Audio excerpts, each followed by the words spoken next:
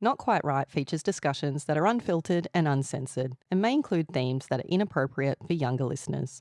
Also, I swear a lot.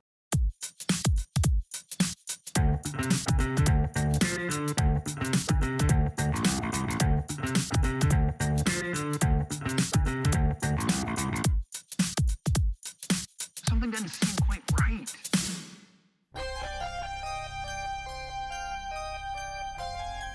Welcome to Not Quite Right.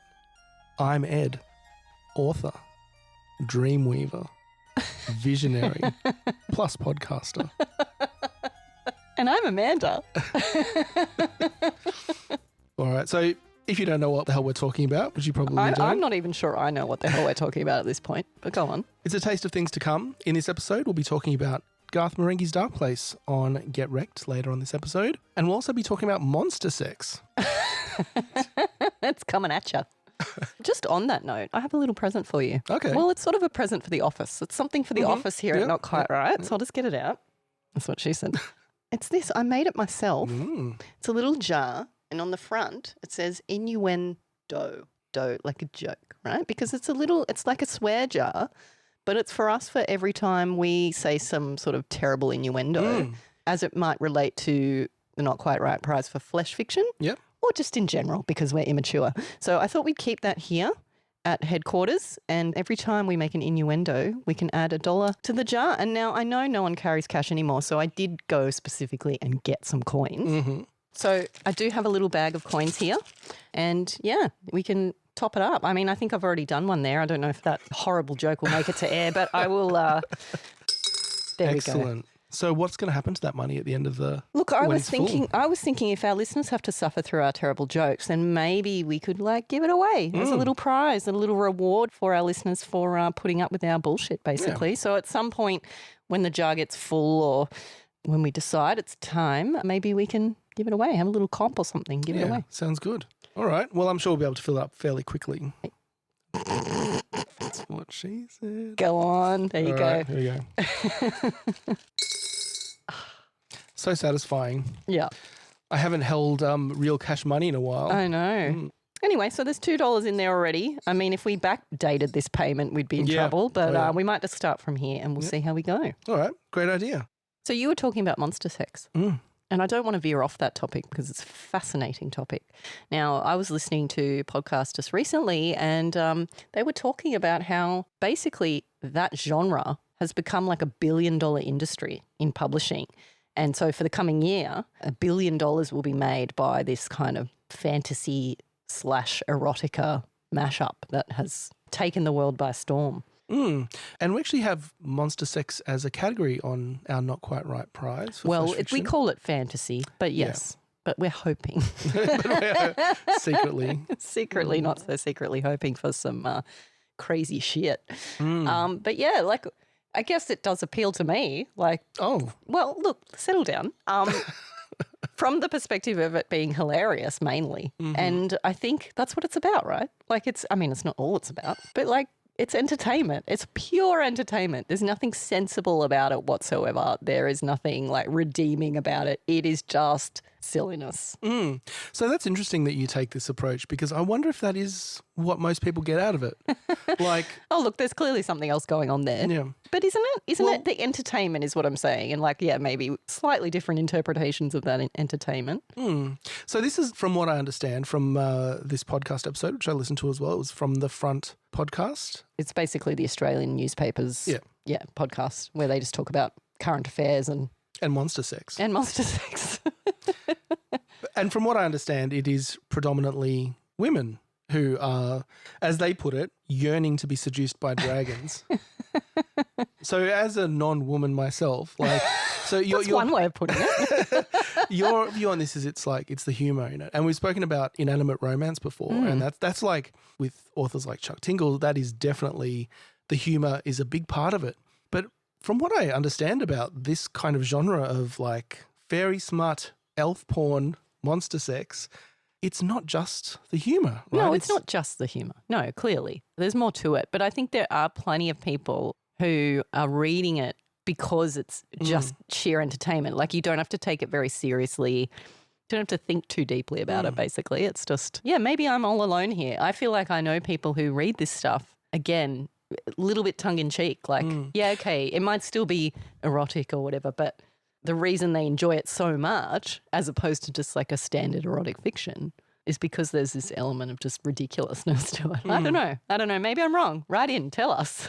Leave us a voicemail. Am I wrong? Yeah, I'd be interested to know because, I mean, that could also be people just like covering up for themselves and saying, oh, yeah, you know, it's not. What do you mean? I just find it funny. I just read it for the articles kind of thing. Oh, no, that's not at all what I'm saying. I guess I haven't read that much of it, to be honest, either. Obviously, like, you've got things like Twilight and whatever, which are along those sort of lines. Yeah, but that's still a very human thing, right? Like a vampire is pretty much just a human who's got some quirks, right? Same with a werewolf. Got some red flags. Right? They've still got a human body and that kind of thing. Yeah, I mean, we do come from the era of Teen Wolf. I did a little bit of reading into this afternoon. Oh, did you? Well, and I can't say I've come to any conclusions, but really on the question of why. Like, why is this so popular and why are people so into it? And I took it at face value and on the assumption that people are into it because they're into it and not because they get some amusement out of it, but just because it, you know, turns them on. Yeah, I don't know. Like, there's an element of that. And, like, I think anything can be erotic. Like, that's our whole comp, right, is about that. You can make anything sexy if you want to.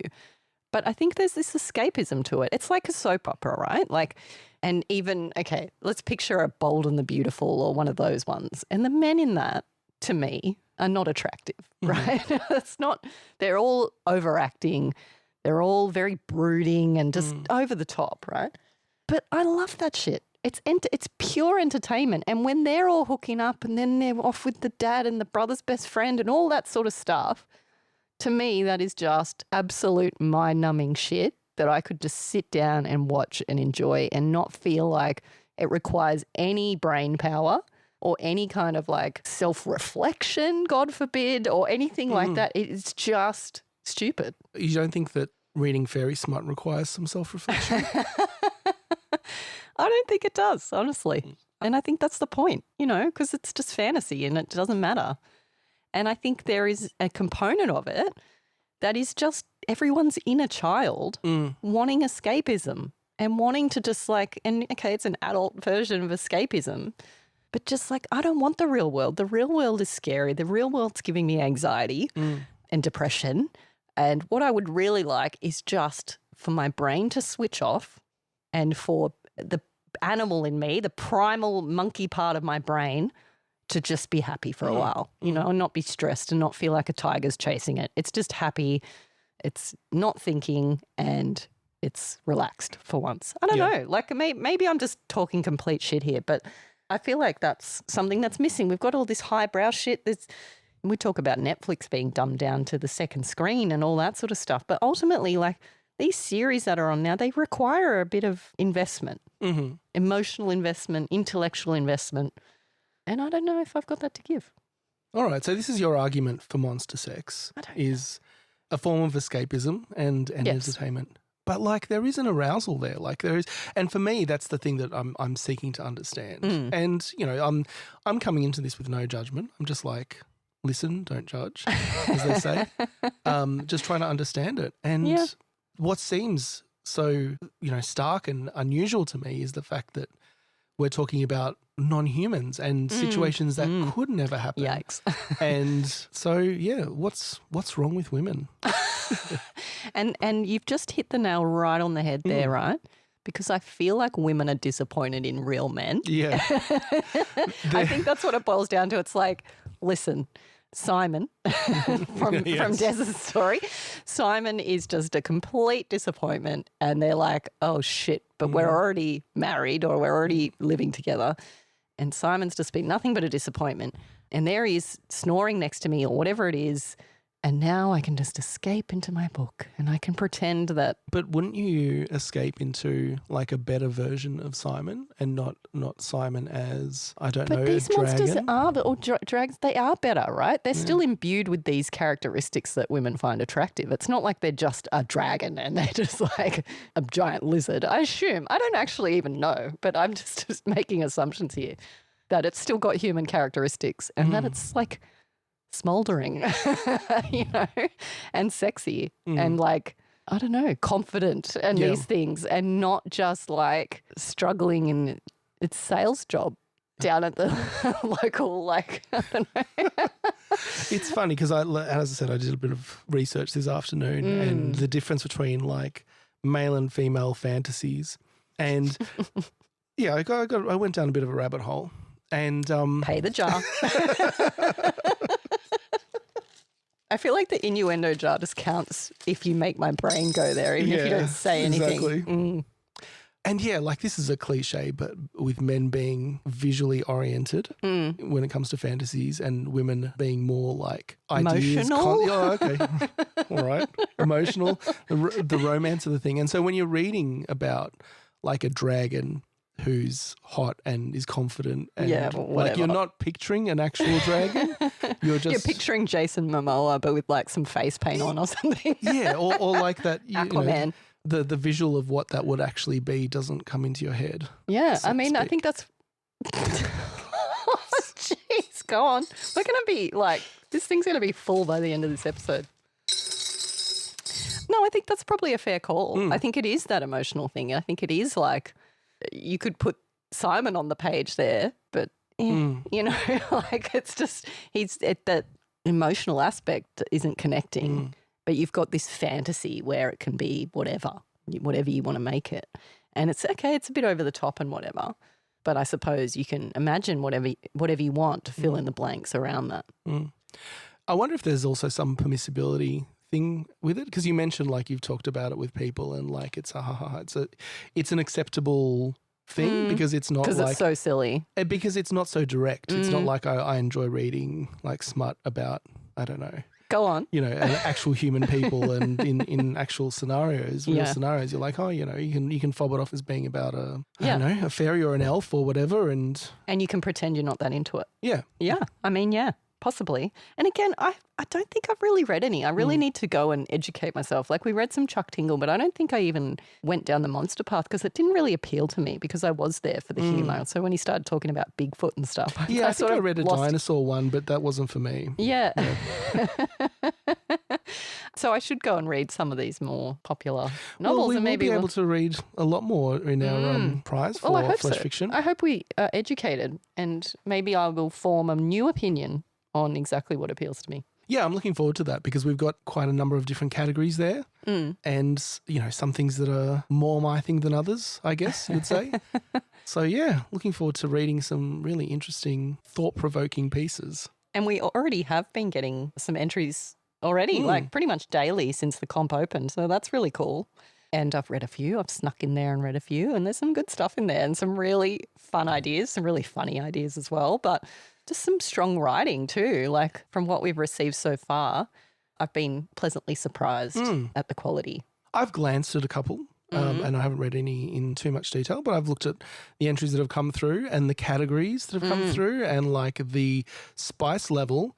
And I have to say, like, the spice level has been pretty restrained. It's been on the demure, maybe to explicit level.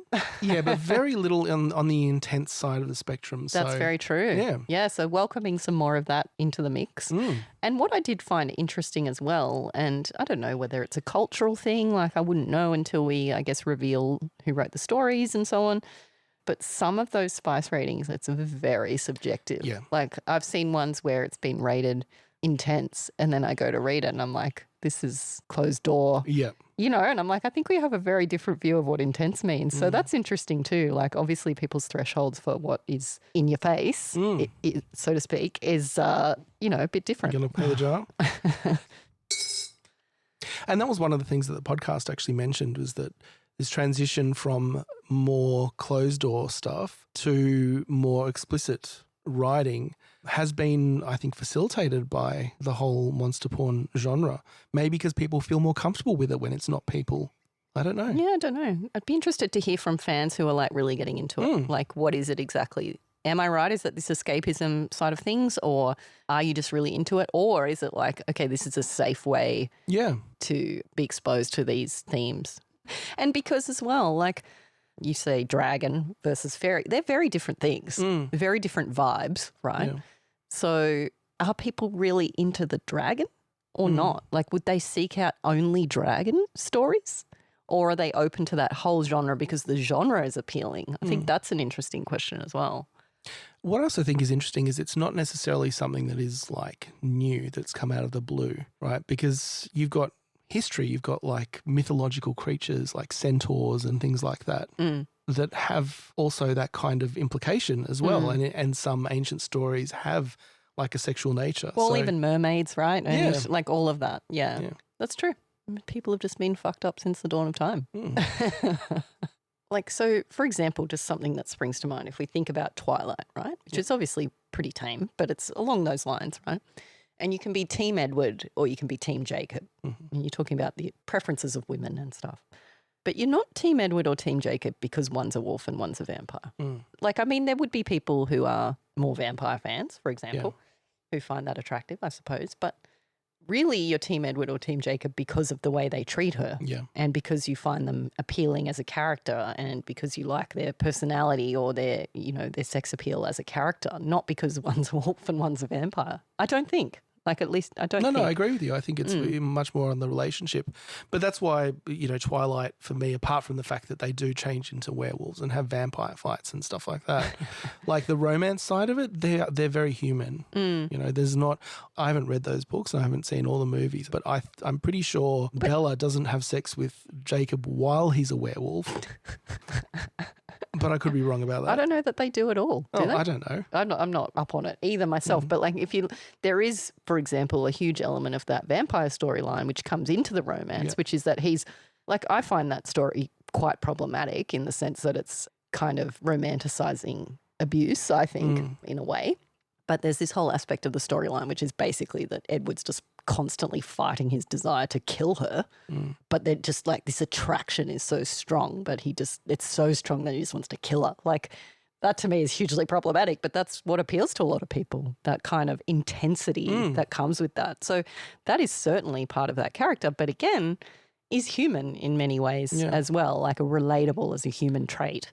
And that's why it is problematic in my view. Yeah, but I can see why that's the fantasy, you know, to be wanted that bad. Yeah. And then you've got like the character of Jacob who is more like that loyal, you know, like dog-like. Dog, yeah. Like, and that's the traits. But again, they're human traits too. So it's more like a metaphor or analogy rather than like, actually he's a dog. You know what I mean?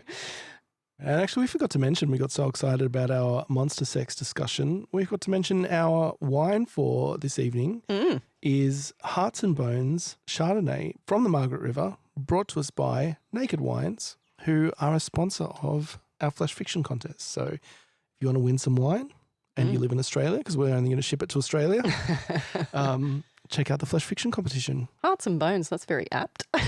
It is. Like a good bone. I want someone to write a flash fiction now that's called Hearts and Bones. Yeah, I don't know why, but I'm imagining pirates. Oh, okay. Yeah, right. Just like the maybe skull it's and the skull crossbones. Yeah, it must be it. And there's some crossbone action in the story. Tell me more.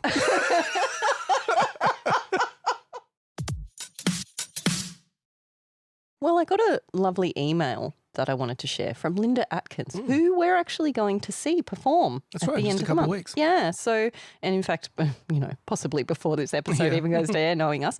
But yeah, she sent me this lovely email. So, you know, we talked about my work in progress, my middle grade novel, and how I was pretty stuck on the editing process. And she felt compelled to write. And it was actually a really lovely and encouraging email. And she said a lot of things, a lot of supportive things. But she said, editing is actually one of the most enjoyable parts of the process if you let go of your preconceptions.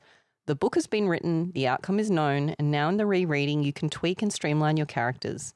This can result in being able to insert exceptional writing which you didn't have time to get into the manuscript first time round. And she also goes on to say, to do this you need to let go of your insecurities about your work because it tends to manifest as stubbornness. And stubbornness is the enemy of improvement, which bingo, hit the nail on the head there. And she goes on to suggest some other ideas like getting a manuscript assessment, which in fact I have done, and also self-publishing if I'd like to. And maybe I will get to that point. I guess I'm not at self-publishing point yet because I don't feel like it's finished. But, you know, it's lovely. It's lovely to get that support, and I really appreciate it because I talk a lot of shit, but I am just a fragile writer underneath all that, and it's hard. It is hard to take a project that has meant so much to you for so long and just to try and get it to the finish line when, you know, sometimes it feels like everything's working against you. And I think there's a lot of writers who have embarked on those ambitious projects who can relate to that. Like it's all well and good in the beginning and you get momentum and you're feeling good, and then, you know, you've even probably overcome quite a few stumbling blocks to get to, for example, a complete first draft. Like that doesn't just happen. That already is hard. And then to like, oh God, I have to start again. Yeah. Like I only just, it's like you're climbing a mountain and you look down or sorry, you look up. And there's another mountain. Yeah, there's another mountain. Exactly. And that's what it feels like. And I don't know, I find that the writing community is so supportive, and Linda is being so supportive. And I do think we need to pull each other up sometimes like that, and just have a little bit of perspective too, because when you're in your own little personal hell. So we spoke about Go Big or Go Home. I think we recorded that episode about 6 months ago, right? Oh, jeez, God. We had comps and a lot of work, busy. And I know we've both been busy, but is there any update? Ask the question.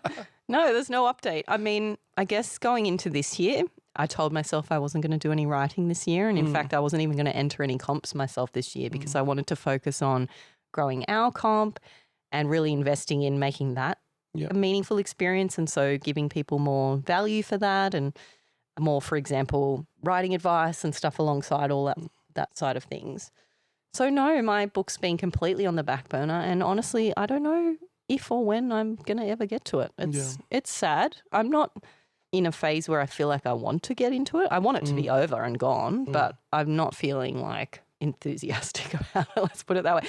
My brain's moved on to the next thing, which is terrible because so much work has gone into it, and I don't want to just, but yeah, it's sunk costs. Like I don't know. Definitely a sinking you've ship. only got so much energy to give something. Yeah. But it is a shame not to like get it over that line. Yeah. But and look, there it is may still like, to do. Yeah, there's still a lot to do. It's not nothing. And I want to do it well. Yeah. And I do have unrelenting standards. I think something that has happened for me as well, though, in this process, like, and we've talked about, it's been like a decade plus of writing seriously. And, you know, in that process, it's a process of self-discovery when you do these things, these creative things. And I think what I'm realizing is that I prefer being an editor and not of my own work, right? Yeah. I prefer to share knowledge. Like I like to acquire knowledge and share knowledge. I don't necessarily love as much the process of putting my own work out there. I like to help other people put their work out there. And there's a place for that in the world. And so I think like I'm pretty comfortable with that. And that probably maybe is a little bit of a cop-out because it means I don't have to edit and finish my book. But I feel better about the other stuff that I'm doing, I guess. Yeah. And you're right. There is a place for that. And that place is not quite right. How convenient. What about you? What have you been writing? I haven't had time. Wise guy. Well, I have. I haven't had time. Exactly. I have been writing a little bit of my own personal entry into the Not Quite Right prize for flash fiction. And when I say writing, I've been thinking about it a lot. That counts. That totally counts. I've written some words. Okay. But I haven't been happy with the words that are written. Classic Ed behaviour. Classic. But it'll get done. There's still time. Sentence by sentence. Yeah. That's right. There is still time. There's a lot of time. But, you know, like I find this, whenever you start something, you've got to find the voice and you've got to find like that level that you're writing at. I don't know how to describe this. Like it's the difference between writing at a certain level, like a low level of detail and medium level of detail. I need to find that level that feels comfortable and suits the story and the narrative that I want to tell. But that sounds like a cop-out too. I feel like you just need to start writing and then you will edit and you will discover it through the process of doing. I will, but I also have to edit a bunch of Daredevil episodes and then this episode and prepare for our next round of the comp. Oh, so look, I get it. It's just trying to squeeze that in, so to speak. How many dollar coins did you actually bring? I think it's only $20. We're in trouble. There's already $7 in there. I wasn't going to share this with you, but I've actually come up with my own concept for flash fiction as well. And I'm obsessed with it. Are you going to write it? I think I will. Well, I promised myself I wasn't going to enter any comps this year. No, you can enter that one. So I think the ground rules here is we can enter this comp because it's our own comp. So we're not winning any prizes God, no. and we're not winning any like categories or anything. We're just going to lord it over each other if we do well. Sneak a story in and see what happens. Yeah. I feel like there's an element of it as well where like we got to put our money where our mouth is. If we're asking other people to sort of go outside their comfort zone, put themselves out there in a way that's like potentially really embarrassing or potentially really like exposing, then we got to be willing to do that too. Yeah. Each episode, Amanda and I take turns recommending each other books or movies that we may not have chosen for ourselves. It's a segment we call Get Wrecked. So last episode, I wrecked the TV show Garth Marenghi's Darkplace. It's like a British TV show from 2004. Okay. You're about to provide some context about the show. I feel like I need to provide some context about what's going on in the studio right now. That's a good idea. Which is that we've already established that it's very hot. It's really hot. But it's like I currently have an ice pack on my head. Yeah. It's clamped down by your headphones. My headphones are holding an ice pack onto my head. Yeah. You're dangling an ice block. See? Yeah. Like we're struggling. Yeah, we're struggling. And part of the problem is because we're so hot, we've just been consuming wine. So this will be a struggle. It's a problem. Listen, I haven't drunk that much, but because of all the sweating. So you haven't drunk that much, but you've had a couple of glasses of wine and a couple of cans of like whatever that is. Yeah, but it's been like two and a half hours. Yeah. No, point being. It's hot. It's really hot. And the ice pack is it's great, but it's like my brain is going from cooked to frozen. Anywho. Right, well, let's try to focus. So Garth Marenghi's Darkplace, it's a 2004 TV series from the UK.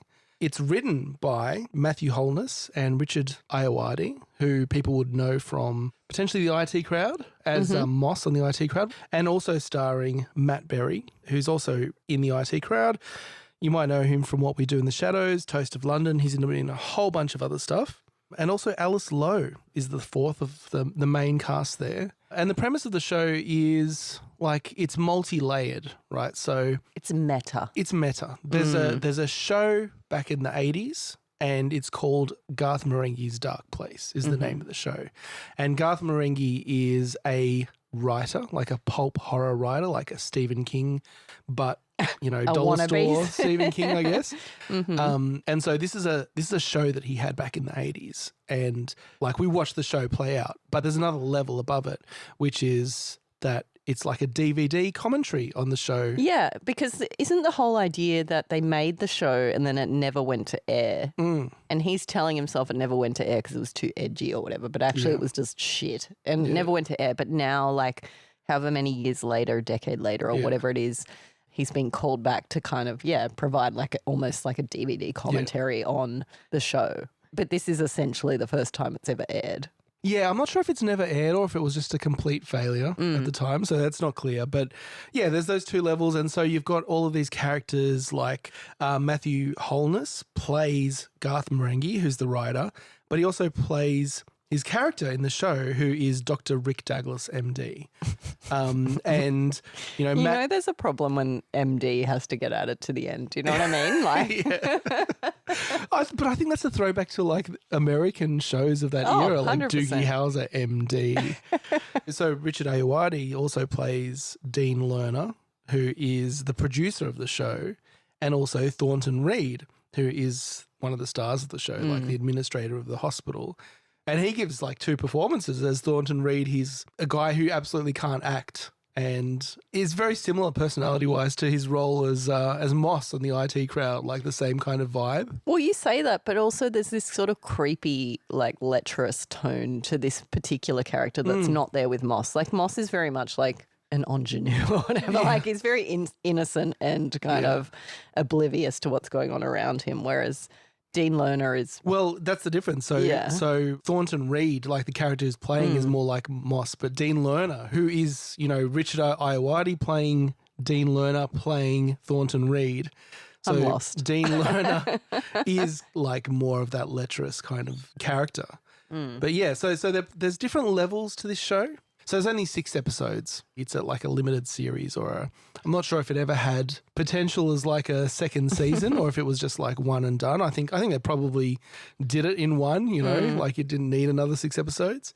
But yeah, what stands out is like, from a writing perspective, this is all about pulp writing and what makes good and bad writing. And we get a lot of Garth Marenghi's writing, like each episode opens with an extract of like Garth Marenghi's stories and they're awful. They're just... Can we play an extract now just for context? We can, and actually I think we should play a few and talk through the writing. Okay. But before we do, so I've recommended this to you, and have you watched all 6 episodes? Or Yes, I have watched all 6. So the last episode where I recommended this to you, I put it in the context of like, you're a fan of the IT crowd, you're a fan of the Mighty Boosh, so has a lot of the same people in it. It kind does. of similar tone to some of the comedy here. And let's be real, some of the characters are the same. Yeah. Like Matt Berry's character Yes. is the same. Yeah. It's the same character. Yeah, like, Richard Ayoade's character is kind of the same. Yeah. Okay. So I guess I came into this with an open mind. I was very excited. Like, you've been threatening to make me watch this for some time and you love it, clearly. And that's always like a red flag to me. But I was excited to watch it. And then last time when you sort of gave this context that I wasn't aware of, like that it was all these characters and actors that I loved, and that it was only 6 episodes, so not like some huge commitment, and sort of putting it in the context of being quite similar maybe to like an IT crowd or a Mighty Boosh, I got really excited. I'm like, okay, this is going to be better than I thought. This is actually probably going to be up my alley. Now, my experience of watching it, right, and I watched it with Andy, my husband, and so it's got 568,000 views on YouTube. And 5,100 likes. And his comment was, the ratio's not the best. But it has a niche audience because I like to argue against that. Oh, we're starting already, are we? Getting defensive? But it has an 8.5 rating on IMDb, which I checked. So like, okay, it's in the genre of like cult classics. Yeah. And look, I'm a fan of a cult classic. So one of my favourite comedies of all time is Arrested Development, which sort of lives in that world. And for whatever reason, because I actually think that's objectively way funnier. But anyway, that's a different argument.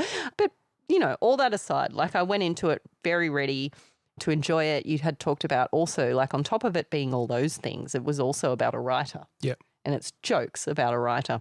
And, I get analytical when I'm watching like a rec because I'm like thinking I'm going to have to talk to you about it. And I'm like trying not to smile. Yep. I could feel my face like smiling and then being like, this is too stupid, stop smiling. Yep. And that was kind of the vibe the whole way through of just, I'm not 100% sure that I'm enjoying it. Yeah. I'm smiling, but also annoyed and also confused. Like it was just this weird feeling. And I get the sense, we talk about it being a cult classic or whatever, I get the sense that it's very dependent on where you were at when you first watched it. And if you are a middle-aged parent watching it after your kids have gone to bed and you're kind of already pissed off and you've had like a difficult dinner time or whatever and you've gone to bed and you're watching the show, that's not really the vibe you're meant to have when you watch it. So I can completely accept, I guess, that I'm probably not coming into it with the right attitude or context or whatever. I agree, and I think it's a show that you need to watch in your 20s, and because it's like, okay, it's very clever in a lot of ways, but it's also really stupid. Like it's really stupid. And like any kind of cult classic or any kind of sketch show or comedy in general, really, there's hits and there's misses, right? So some things are hilarious and other things are like, oh, that's a bit stupid. Or it's maybe like I'm not in the right context for that. Like I think it's episode 3, there's this whole Scotch mist thing and the Scottish people are in there and there's all these Scottish jokes and okay, that didn't hit with me because I'm not in Scotland. I have to say that was my favourite episode. So we're already in trouble. We're in big trouble here. Yeah. Like, here's the other problem is that I'm watching it with Andy, who doesn't really have a lot of time for this shit. Now, he is a huge fan of the IT crowd. Like, that's probably one of the shows that both of us are 100% on board with. Huge, huge fan of that. But Mighty Boosh, big fat no. No. And the problem is you try and show him that. Like, I try and be like, oh, person that I love, here's something that I love. I want you to love it too. This is me. This is a part of me. Like, enjoy it. And then he's just like, what is happening? Yeah. And the problem is that when you go through that experience as the person who's trying to share it, you're like, I actually can't justify it. Yeah. Like if you're going to question it, I can't justify it. It is really stupid. Yeah. And I think a lot of that is like the absurdist element, and talking about, Garth Marenghi, absurdism is a huge part of this show. And either you connect with that, like either you're like, and I haven't even talked about like the premise here, and the premise is that this is a hospital and a portal gets opened to like another world and paranormal crazy stuff starts happening in this hospital. Yeah, isn't the hospital like built over the gates to hell or something? Something like that. You know, it doesn't even matter. But like the absurdist, one of the absurdist things is all of the doctors carry guns. Like, what?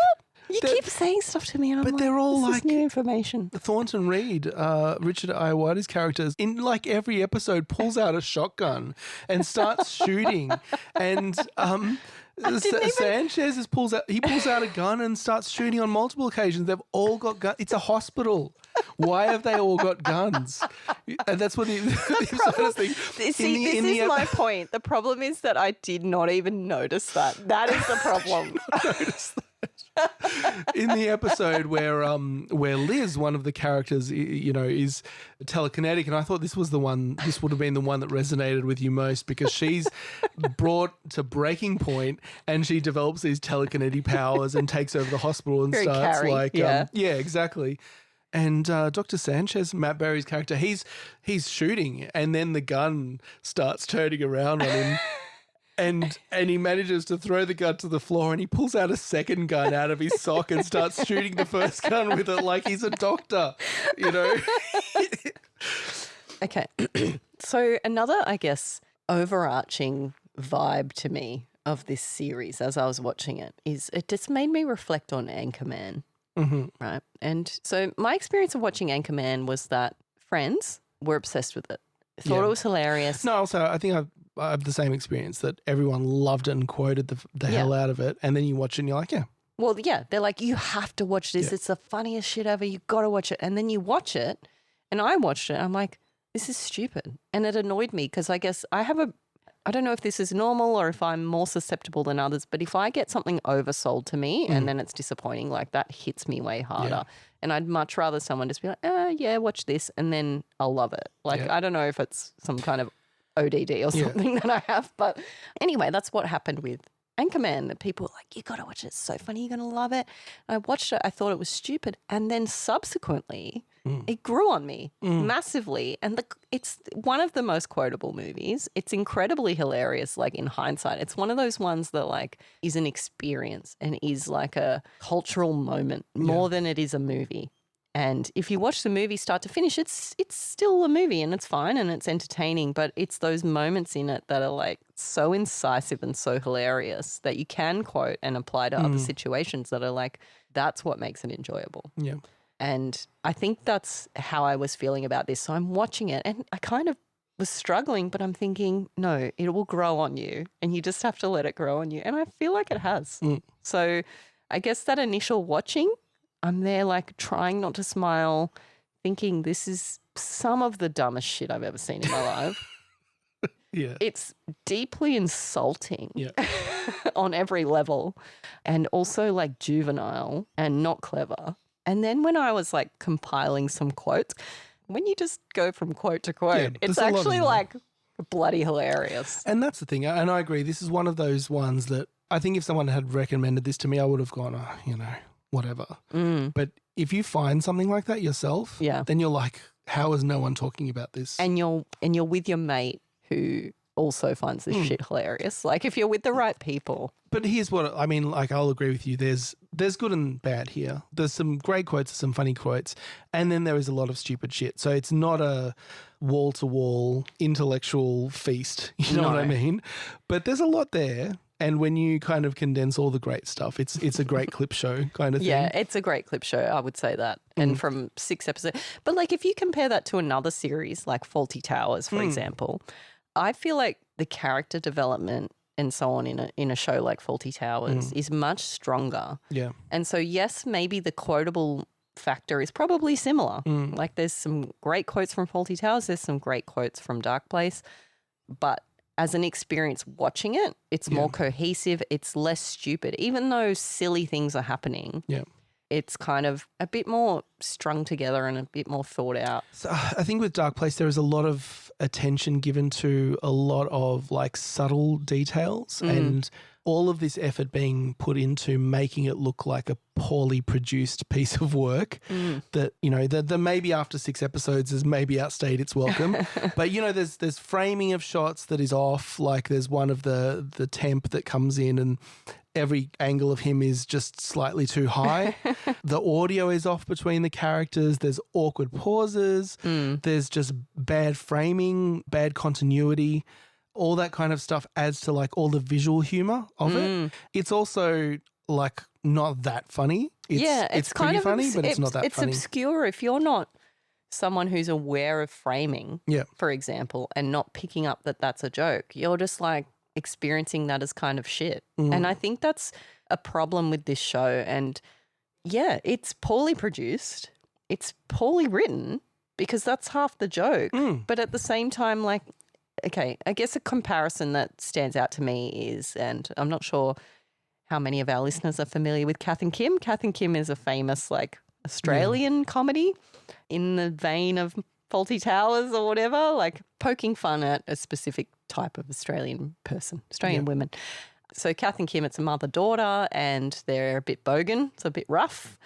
And to me, that show, even though it's also stupid, is much better constructed.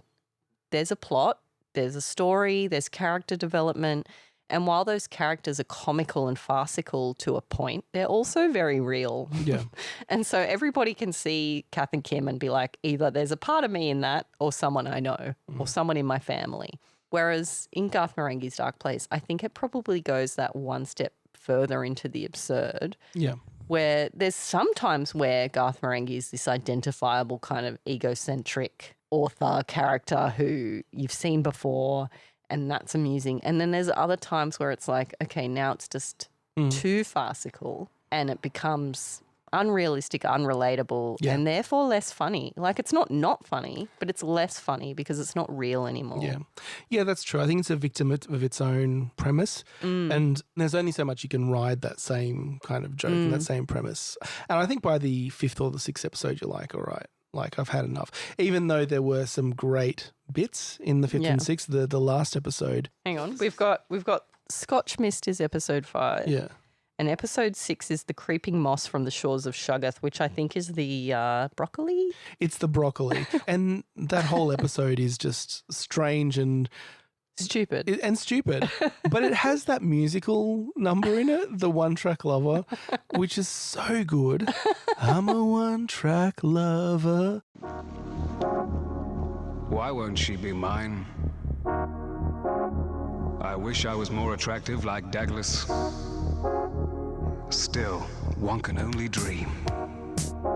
I'm a one-track lover, down a two-way lane, driving fast down the highway, must have been insane, 'cause the temperature's too high. And, you know, you've got that scene of Rick Douglas, MD, playing guitar, like doing the guitar solo on the roof of Darkplace Hospital.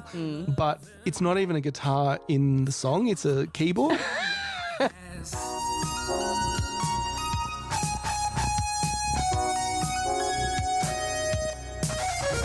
She's smooth, like ice, cold to the touch, and it isn't very nice when you left alone. Your lady treats you bad, leaves you hang on the phone, take off. Shove your loving in the wheels, put the pedal to the floor, 'cause you're heading for the hills, got to get away. Can't take it no more, man, you don't need this, leave her at the door. Yeah. But it takes a bit of effort to piece together. Yeah, you know what I mean? I think there's a lot of effort happening on the side of the viewer who is probably stoned. Yeah. So I feel like it's asking a lot.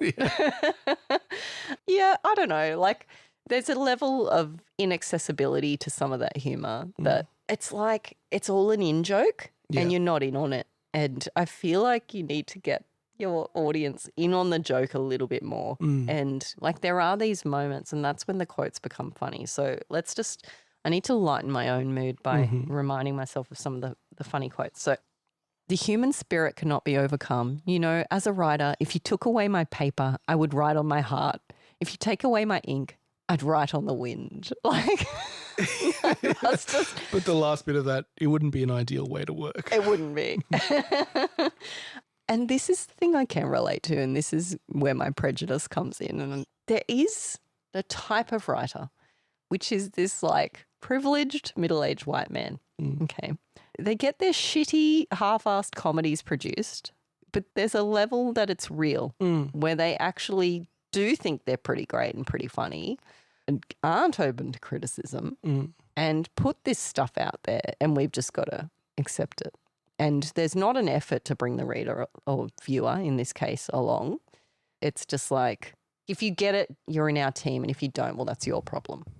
I don't know. I mean, I think that's a little bit unfair. I think that you can say, like, I've got an artistic vision, right, of what this should be, and you get it or you don't. And that's fine. Yeah, when it comes to comedy, you've got to have a level of acceptance that not everyone's going to get it. And I think that character of Garth Marenghi as well is parodying that kind of self-centered asshole. And like even to the point of his character, Rick Douglas MD, in the show, he's writing him to be like this hero that he's not. Yeah. Like little kids are telling him like, You saved they my should life." pay you more. And Dr. Sanchez is like, I wish I was as attractive as Dr. Rick Douglas, you know?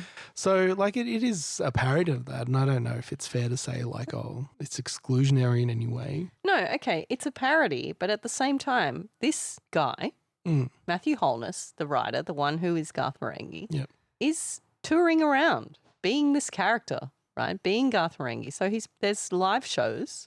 So in the UK and just recently he was doing live shows in the UK as this character. And I'm like, how actually far removed is that now from you when you're benefiting from this character that's that a you character created? he's made. I mean, don't know. yeah, but like, what do you want him to do? Like, he made a character and a lot of people like it. Like, I'm not sure what. Okay, maybe this is drawing a long bow. Okay, but my youngest daughter lately has borrowed some books from the school library written by David Walliams. And it may be fair to say that David Walliams is the kind of character or person who this kind of writing might be parodying.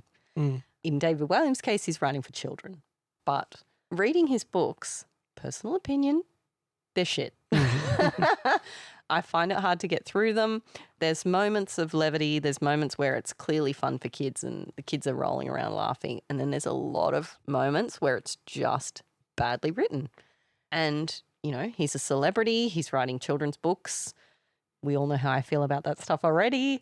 But he's, like, successful. So it's like a joke but not a joke, that there is this character who is actually still doing just fine. And I don't know, I have a problem with that. Like this, I should just be enjoying the comedy, but there's a lot of, for example, in Garth Marenghi's Darkplace, there's a whole episode that's just incredibly sexist, which is meant to be funny, and there are moments that are funny. But then there's a level at which that's just true and being kind of perpetuated by the show in a way that's not satire, in a way that's like, it's just still doing it. And it's not funny. So I don't know. That's, I guess, where I draw the line. That there's an element of parody and then there's an element of like, they can get away with saying it. And so they're just saying it. And we've all got to sit back and laugh, but it's not actually that funny. Yeah, I don't know where you draw that line. And I'm not entirely sure what you're saying, to be honest. Because, I mean, when you talk about, say, Anchorman as a character. Yeah. All right, so I'm trying to apply the same logic. And so, yeah, so we've got a parody of a character and he's a TV show host, and the joke is that he's actually an idiot and he just reads what it says on the teleprompter. But actually that's a real person who might be an idiot, who's I'm not sure why that's problematic. Well, here's maybe the distinction that Christina Applegate's character in that movie is actually incredibly successful, intelligent, so on. And yes, she gets shit on throughout the movie, but she herself as a character is a strong female lead, right? You look at Liz in Darkplace and she does nothing to dispel any of, like, there's no straight guy in this comedy is what I'm trying to say, I guess. She's part of it. She is that completely stupid, ignorant woman. And yes, that's what he has scripted her to be, but we never get that other side. We never get anything to contrast that against. We're only getting that view. of women as basically being subservient to men, kind of stupid, and just there to make fun of. Whereas in Anchorman, yes, that's going on and there's plenty of jokes at the expense of Christina Applegate's character, but at the same time, she's making jokes back and she's got some agency and she's got a voice. So, I mean, I'm just saying this off the cuff. It's not like a deep analysis or anything, but I feel like there's something in that. All right, well, I see the comparison. But yeah, I mean, because it is a parody of exactly that, like being told through the eyes of someone who is like not only sexist, but also there's the whole thing about being racist against Scottish people, and he's an all-round bad guy. Let me find the quote. As a writer, I make my own rules up, okay? If I want to start a sentence with a full stop, I will. If I want to highlight social prejudice, I will. But I'll do it my way. And sometimes you actually have to be a bigot in order to bring down bigger bigots. This is after the character is attacked by a set of bagpipes. Like, that's funny. That's a good quote. But where's the contrast, I guess? And that's maybe the problem for me, that it's just all very mired and deep into Garth Marenghi's own perspective on the world. And even this character of Liz, right? The actor playing Liz, Madeline Wool, who is herself a fictional character, she's dead, right? Yeah. And that's revealed right towards the end of this series where they're sort of saying, oh, she just sort of disappeared and no one knows where she went. She's presumed dead. And no one cares that she's presumed dead. They're just kind of like, oh, yeah, well, she's just gone and whatever. And so she never even gets to speak up for herself. And I get that that's part of it. Like, I get that that's intentional.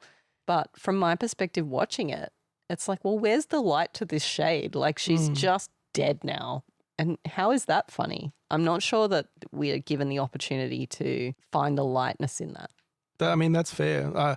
I think it's a unreliable narrator type situation here where the people that are doing the commentary on this DVD commentary are all complete assholes. And like, that's the humour, is that they're all complete assholes. I guess when you're coming at it from a perspective of having to deal with a lot of assholes in the real world, it's less funny. It's like, oh, assholes are getting a soapbox. Great. Like, and while it's parodying them, they're also making money off this view, which is very stereotypical view. And so, like, well, where's... But by doing that, aren't they, like, highlighting it and making it more apparent? Isn't that the point of parody, that you make people think about other people and think, oh, maybe that person's also an asshole? But are people thinking about it, or are they just laughing at the same joke? That's the problem. Yeah. It's like, it's the difference between, okay, if we think about racism, for example, and it is hilarious in the Scotch Mist episode, and it's very safe. That was definitely my favourite episode, and it was completely stupid. But if we look at that in the real world, right, and comedians are getting, inverted commas, cancelled all over the place for racist or sexist or whatever-ist views that they hold and are spruiking on stage. But to me, there's a clear distinction between a joke that is like calling that out, even if the joke itself is racist or whatever, but the point of it is calling it out, the subtext, I guess. And maybe that's what this comes down to. There is no subtext in this show. Like, it's just all what it is. Like, there's a difference between a racist joke that is designed to call out racism and a racist joke, right? And in this show, I feel like we're erring too far on the side of we're just repeating the joke and we're not actually adding a layer of introspection or a layer of, like, social commentary. Like, it's there. It's not that it doesn't exist, but it's not enough of a part of it to sort of diminish the effect of the racist or sexist joke or whatever. And I think in moments like, for example, if you're going to have a set of bagpipes attacking someone, like, okay, that's absurd now. That's bringing it into that realm of making fun of the joke. But, for example, in the sexist episode, Hell Hath Fury, which is telling in itself, Liz is just completely thrown under the bus. And so there's no opportunity to, like, reflect on that. Yeah, like, I understand what you're saying and I, like, accept that as a criticism. My view is that, well, you don't need to have necessarily temper everything with a message or, it doesn't have to have a lesson is what I'm saying. But also what it is doing is it's absurdist. It's parody. It's taking everything to a ridiculous level that it never was in 80s sitcoms. I mean, Liz cries at the drop of a hat. Every time you look at her, mascara is running. Like it's funny because it's parody and it's taken to an absurd level. And I think that you can understand it as parody without saying, oh, but it's not giving us like that extra nod to tell us that actually that's wrong. I think that we can see that it's parody. So I just have a different view when it comes to that. I don't think we need don't have to have it wrapped up in a little bit of a message. I'm not asking for a moral, but like, okay, as an example, Matthew Holness has also released novels written as Garth Marenghi in this terrible style of poor writing, poor genre fiction writing. Yep. But like, it's just a novel written that way. Yeah. And then what? You read that? Where's the joke? It's just a shit novel now. I'm not sure that there's enough humor in that to sustain a whole novel. And it feels like just an ego trip. It feels like this is what you're into and you're going to now make everyone else kind of enjoy your little... I know, I'm killing you at this point. I'm not going to, like, I just think that, like, you know, if he wants to do it, if there's a market to do it and he wants to release shit as Garth Marenghi, like, let him. I don't think it's any different from, what's his name, as Anchorman, doing a skit as Anchorman. Like, it doesn't mean he's endorsing anything. It's just his character. And people are into it and they want to buy the book or they want to read the book, fine. And yeah, it's not just a shit way of writing. It's a particularly shit way of writing that I think highlights some things about shit writing. All right, come on, hit us with some examples. Okay. And you might want to play them. I don't know. I'll probably add these. Since they're free on YouTube. Since no one's going to sue us for it. Mike stared in disbelief as his hands fell off. From them rose millions of tiny maggots. Maggots? Maggots. Maggots. Maggots. Maggots. Maggots. All over the floor of the post office in Leytonstone. And like, okay, so there's the absurd bit of this, which is just like repeating the word maggots. It's something that we encounter, like just repeating the thing that is shocking for extra shock value. What you've missed there too is that Mike stared in disbelief as his hands fell off. Yeah. I think that's probably what we see more often, to be honest, like just completely brushing over the most compelling piece of action and the emotional resonance being completely disconnected. Yeah. Like the character is just watching their hands fall off as if that's what you would do. And the way this extract ends is by scene setting, which is like we talk about this so much. Like start with your scene setting and then your action, but the last sentence is all over the floor of the post office in Leytonstone. Like at the end of it, you give us where they are. So like I think it's not just bad writing, it's deliberately bad to the point of overturning these things that we know to be good writing. Like you clearly love it and I can see the appeal, I can. And there are quotes that I will, like Anchorman, that's with me now and they're in me. And I will enjoy them more as I find people in the world who enjoy them. But maybe what we should do now is do what I guess it's inviting us to do, which is critique bad genre fiction and look at what are some of the things that this show is calling into the light and what can we learn from that? All right, so let's look through some more of these opening lines from Garth Marenghi's work. He whisked off her shoes and panties in one movement, wild like an enraged shark, his bulky totem beating a seductive rhythm. Mary's body felt like it was burning, even though the room was properly air-conditioned. They tried all the positions, on top, doggy and normal. Exhausted, they collapsed onto the recently extended sofa bed. Then a hellbeast ate them. Wait, hang on. What's normal? You've got on top.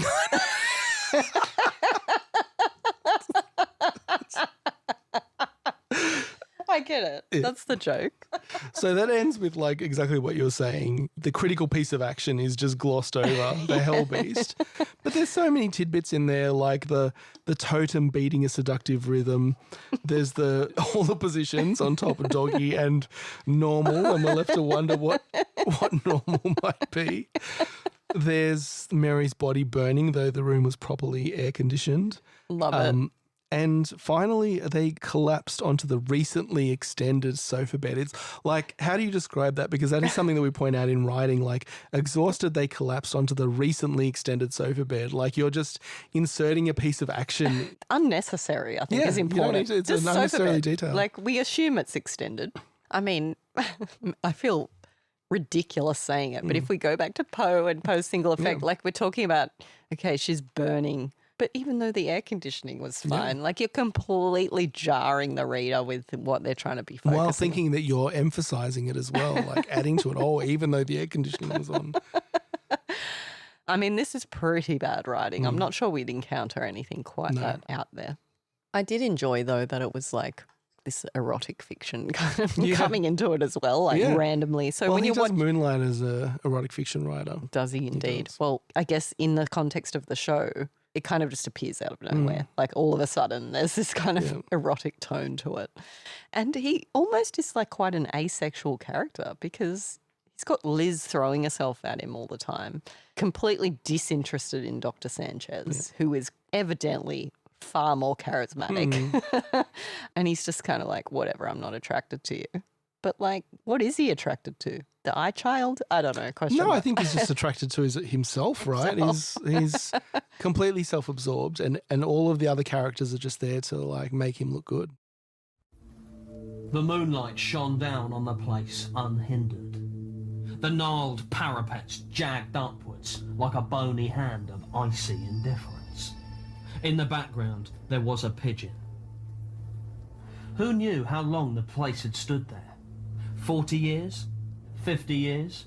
Tempus immemoria, i.e. always? But it was a bad place. That much was certain. A very bad place indeed. Which is a great opening line, like, the moonlight shone down on the place unhindered. What place? You know? Unhindered. Okay. Like by what? A cloud? It's a sentence that says nothing. So the bony hand of icy indifference, like, it's one too many adjectives, isn't it? Like that was going somewhere for a minute there. Like a bony hand, I was with him on that. And then it just went too far. Who knew how long the place has stood there? 40 years? 50 years? Tempus immemoria, i.e. always.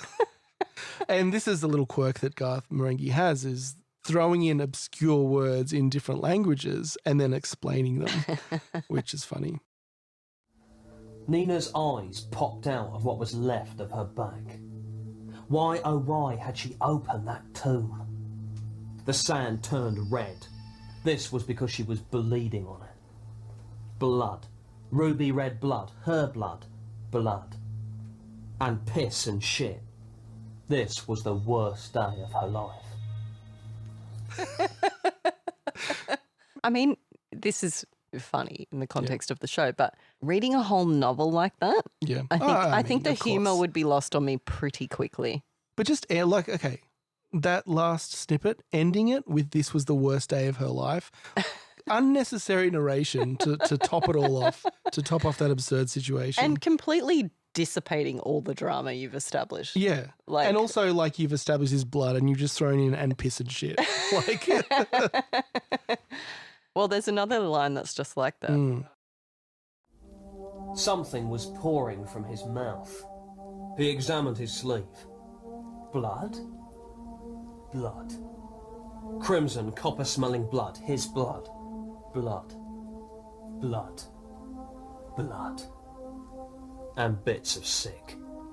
That's classic. Yeah, it is a classic. And in fact, when I asked my brother if he'd watched it, that was what he quoted immediately. Yeah. And that's actually also the opening line of the show, the first episode. So, yeah. And so, look, let's analyse that one. There's a lot of cliche there, you know, and same with the ruby red blood, right? It's crimson, copper smelling. Yeah.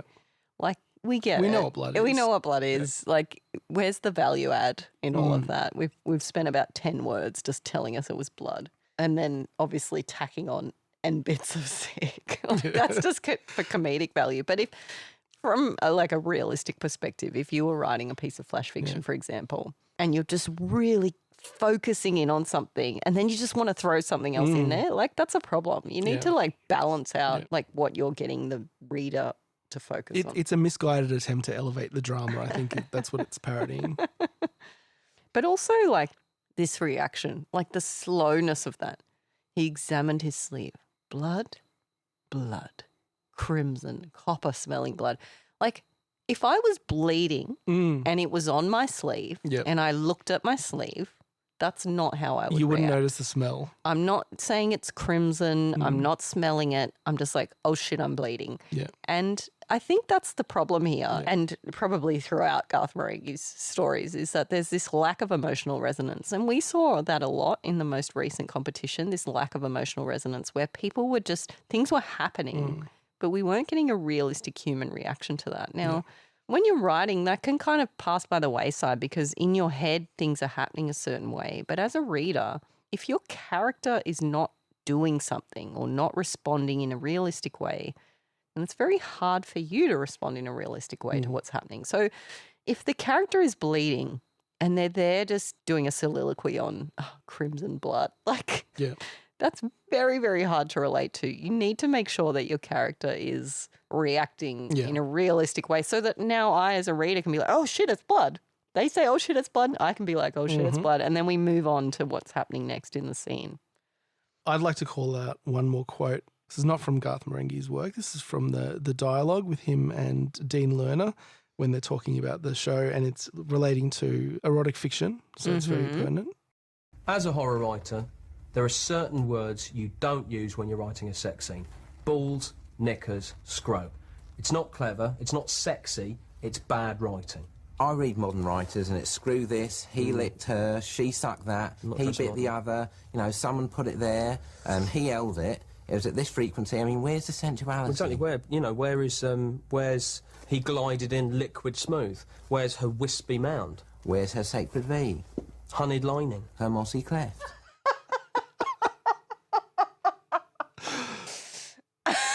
I love that. I actually went looking for the Sacred V quote. I couldn't find it, so I'm so glad that you shared that just now. Someone put it there. He held it at this frequency. Come on, at this frequency? What does that mean? You know what that means.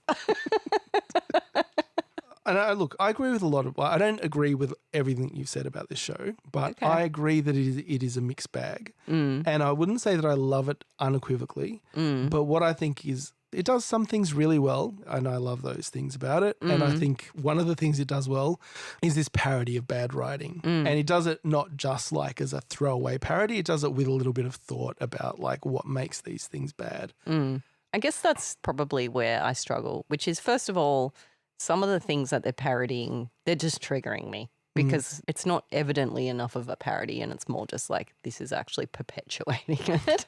But then the second part is there's a lot of times where I'm like, you're trying to parody this bad writing and bad like cinematography or whatever, but ultimately it's still just bad writing and cinematography. And I think that's a challenge, like, because obviously that's the whole point, right? But because, again, there's no light and shade. It's all the shade. It's all just stupid. It's all just poorly written. But look, I'm not shitting all over it. I did feel like it was growing on me. And when I started, because I'd only made quick notes when we were watching just on my phone, and then I was like looking up the quotes of them that I'd made notes about. And when you start to compile them all together, it is pretty funny. Yeah. But, you know, in my mind, it will never compare to an IT crowd, which is consistently, in my view, well written and well constructed with great character development, realistic. Yes, it verges on the absurd, but at the same time, those characters are quite real and relatable. To me, that's better written. And same with the example of Kath and Kim or Faulty Towers, which are absurd too, but where those characters are much more relatable and real. And so the absurdism fits. Yeah, look, I don't disagree. And I think those shows, IT Crowd and Kath and Kim, are much more consistent. Like they're more consistent all the way through. They're funny all the way through. They develop. They're more relatable. All those things are true. And I think a lot of the episodes, a lot of parts of the episodes of Garth Marenghi, there's a lot of low points. There's a lot of points where you're like, okay, I see what they're doing, but it's not that funny. Or I've seen that kind of in the last episode. It's not new, or it's too stupid, like the whole broccoli woman thing, like that was just too stupid. Yeah. But I think the high points of this show are a little bit higher than some of the points of the other show. No, I would put One Track Lover in the top 10 of like TV show moments. That's a big call. I can't agree with you there. I would put 10 moments from IT Crowd above that. There's some good moments of IT Crowd. Do you have any other quotes you want to share? There was 2 more quotes that I wanted to share, but this is very quotable. In fact, I'll probably post in the show notes for this. There's a YouTube video that's just all the good quotes. Amazing. So I would suggest just watching that. And then if you love it, go back and watch the episodes, but you probably will You'll find be disappointed. that you've watched the best bits. But again, all the quotes are so good. I know writers who use subtext and they're all cowards. Amazing. In fact, I was asking some friends if they enjoyed the show, and one of my friends was like, just check my Twitter bio. Yeah. And that quote was in there. Now you know where that's from. And this is why I actually wrecked this to you in the first place. Because now that there are these quotes that I've wanted to say on occasion, but I can't say because you have no idea what the hell I'm talking about. So that's one of them. Great. And the blood one is another one. You know, Blood, because crimson blood. Yeah. His blood. there was the whole in the iChild episode, there was the whole An eye child. plot line of he had a grasshopper son. Yeah. That wasn't for me. And he died in some helicopter accident. Well, I'd put that on the too absurd side. I'm like, all right, I get it. He's a grasshopper. He hopped up into a... But this is what I'm saying. This is where I'm like, my privileged white male trigger button gets pushed of like, no one challenged you on that. Like no one went too far. That's dumb. Maybe lift your game a little. They just, that went to print. You know what I mean? This is like UK Channel 4 or something. I mean, I think the whole thing about this is it's pretty low budget, it's stupid, and it's just the kind of thing that you stumble upon with low expectations and find it's better than those expectations. My name is Dr. Rick Douglas, MD. That giant eye was once a young man. He was having experimental gamma ray treatment for mumps when the eyeball of a sex offender got in the reactor chamber with him. At least he was at peace now on account of being dead. Now, look, this is something we haven't touched on, so to speak, but there is a scene where an eyeball, you know what I'm saying. I don't even feel like I'm equipped to say it out loud. The eyeball is violating. It's violating a patient or whatever it is. And it's like, what? You know, you're going along, and that's what this shows. You think it's one thing and you're going along, and then that happens. You thought that was too much? Well, again, it's like, is this a parody or are you just getting away with it? I think the joke was in the next bit where he says like the actor wasn't happy with it and blah, blah, blah. And I don't know. Again, so when we get away from the writing and like the meta stuff and just the stupid visual elements, a lot of the plot elements themselves, I mean, the whole idea of the eye child is stupid and I'm not here to defend it. The eyeball scene with the other patient, I'm not here to defend it. I don't think that was a highlight of the show. No. I did enjoy this. I mean, look, come on. The absurdist humour. Okay, so immediately he has the eyeball baby. And I don't know if you saw that shot where you could see it was coming out of his asshole and it was completely unnecessary and like, what? This is what And then, okay, the eyeball comes out and then this whole plot line of Douglas being like, but, you know, I need him to replace my previous son who was a grasshopper for some reason and died tragically and blah, blah, blah. And he loves it and he hides it and he's like, I want it to. And the minute he, like, do you remember how the eyeball dies? He bites his finger and then he's just like, he's slamming it violently, like bashing it until it dies. And everyone is just like, did you love it? And then he's just brooding about it like he didn't just fucking murder it. Come on, it's great. I have to say I am enjoying it much more with your perspective than I ever did watching it. And the first episode where the dude just fucking explodes and then he's just the head on the floor and he tells him to kill him and he picks up the shovel. It's a hospital, but there's a dirty shovel. And his method of killing him as a doctor is just to fucking golf club him, his head down the hallway. Like, come on. All right. Okay. Now I told you Scotch Mist was my favourite. Yeah. It's 3 a.m. and it's misty, too misty. And the weatherman had said, and I quote, more mist to come. Once you added that to the mist already here, you were looking at a whole mess of mist. I'd been called out to the grounds of Darkplace. It was taking ages because of the mist, though. There was something about this mist. What? I hadn't the foggiest. but then he repeats that joke inside the show. Like, oh my God. And then he repeats the joke and then he says, I just came up with that. Yeah. That was good. That was a highlight. Mm. Tonight's episode is based on a true life story. So I banged it out in a day. I was told when I was 16 that my balls didn't work. They dropped, but they kept on going. And it was a question of having them removed or having really long balls, like marbles in a hiking sock. I chose the latter, and fortune favoured me because the day I hit 30, they winched right back up. The point is, I thought of myself as a freak, an other. For years, I wondered what my ghoulies would sire. Would it be human? Thankfully, when I impregnated my wife, Pam, she gave birth to twins, a huge relief. But for years, I couldn't help fearing that one might eat the other. They didn't, which I put down to good parenting. Tonight's teleplay is about others or mutants. It's also about my own desire for a son, which I'll never have because my wife's too old. All right, so that was a little detour into God knows what. Mm-hmm. But I guess what it brings up is this idea of genre fiction and bad genre fiction. Mm. And we've talked before about how in the Not Quite Right Prize that we sometimes struggle with the genre fiction stories. And I wanted to unpack that a little bit and what the issue is, because of course they're not all coming through like Darkplace, right? No. That's not the issue. So what is the issue?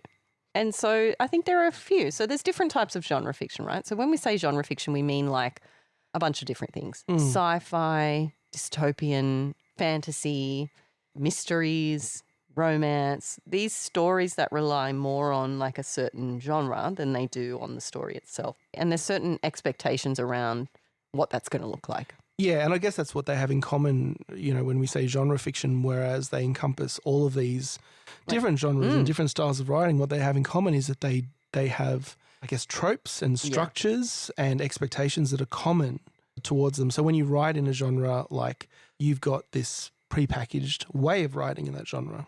And that's what people want, and that's what they come to it for. So if you're reading a romance, you want it to be a romance, and you're expecting certain things to happen. Yeah. You're probably expecting a happy ending, for example. Coin in the jar. Right. There we go. That's a solid $10 already. But yeah, so there's certain expectations that you're trying to fulfill. Now, obviously our context when we come to the Not Quite Right Prize is flash fiction. So in our case, 500 words or fewer. And I think one of the biggest challenges there, and it's not like just a prejudice against genre fiction that we have, because of course I enjoy genre fiction too. I love an action movie. I love romance. Like these are things that I enjoy.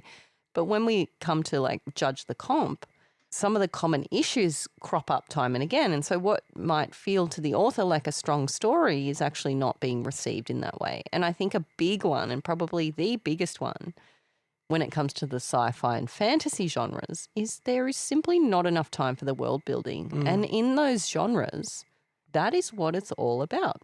Really, your unique world, your characters, like the magic system or the political system or whatever it is that you've created in your fantastical or sci-fi world is what's enjoyable about it. So when you come to a 500-word piece of flash fiction and you can't give us that rich detail, what's left is like the shell of something we've seen 1,000 times before. And I think that's the problem. And I think what happens too, particularly in the fantasy genre, so we're talking like knights and dragons and things like that, is we're trying to look at a whole journey. Because of course, if you think of Lord of the Rings, for example, that's a journey. That's what that's all about. And we're looking at the rich detail throughout that journey. You just simply cannot bite that much off when you're trying to tell a story in 500 words. Yeah, and I think it's not just the magic system and the world building, thinking about Lord of the Rings or Dune as examples. Any good fiction writing is going to come down to those characters and those emotions and relationships that come through in the writing. And you've got Frodo and Sam and all of those things. And what helps amplify that is all of the magic and all of the journey and blah, blah, blah. It's very difficult. It's impossible to get anywhere near that with flash fiction.